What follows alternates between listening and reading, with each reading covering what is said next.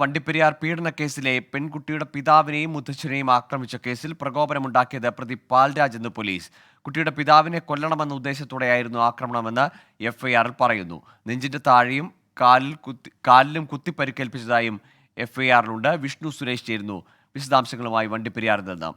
വിഷ്ണു, ഇതൊരു ആസൂത്രിതമായ ആക്രമണമല്ല എന്നതായിരുന്നു ആദ്യഘട്ടത്തിലെ നിഗമനം. ഇപ്പോൾ ഈ എഫ്ഐആറിൽ പോലീസ് എന്തൊക്കെയാണ് പറയുന്നത്? ഇന്ന് കോൺഗ്രസിന്റെ വലിയ പ്രതിഷേധമൊക്കെ അവിടെ നടക്കാനിരിക്കുകയാണല്ലോ.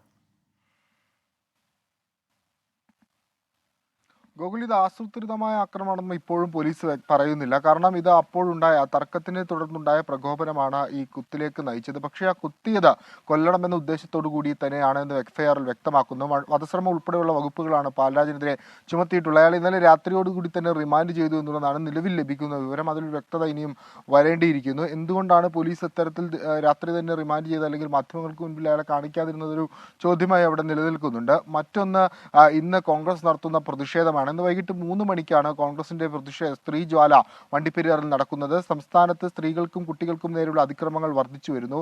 ആ അതിക്രമങ്ങൾ നേരിടുന്ന ആളുകൾക്ക് നീതി ഉറപ്പാക്കാൻ പോലും സർക്കാരിനാവുന്നില്ല എന്നെല്ലാം ചൂണ്ടിക്കാട്ടിയാണ് കോൺഗ്രസിന്റെ സ്ത്രീജ്വാല നടത്തുന്നത്. AICC സംഘടനാ സെക്രട്ടറി KC വേണുഗോപാൽ ഈ സമരം ഉദ്ഘാടനം ചെയ്യുമെന്നാണ് ലഭിക്കുന്ന വിവരം. ഈ കുത്തേറ്റ പെൺകുട്ടിയുടെ പിതാവും മുത്തച്ഛനും നിലവിൽ കോട്ടയം മെഡിക്കൽ കോളേജിൽ ചികിത്സയിലാണ്. അവരുടെ ആരോഗ്യനിലയുമായി ബന്ധപ്പെട്ട് ആശങ്കപ്പെടേണ്ട സാഹചര്യമില്ല. ഇന്നലെ രാവിലെ 10 മണിയോടുകൂടി പശുമല ജംഗ്ഷനിൽ വെച്ചാണ് ഈ പിതാവിനും മുത്തച്ഛനും ഈ കേസിലെ പ്രതിയായി വെറുതെ വിട്ട അർജുന്റെ ബന്ധു കുത്തി പരിക്കേൽപ്പിച്ചത്. അയാളെ ഇന്നലെ റിമാൻഡ് ചെയ്തു എന്നുള്ളതാണ് ലഭിക്കുന്ന വിവരം.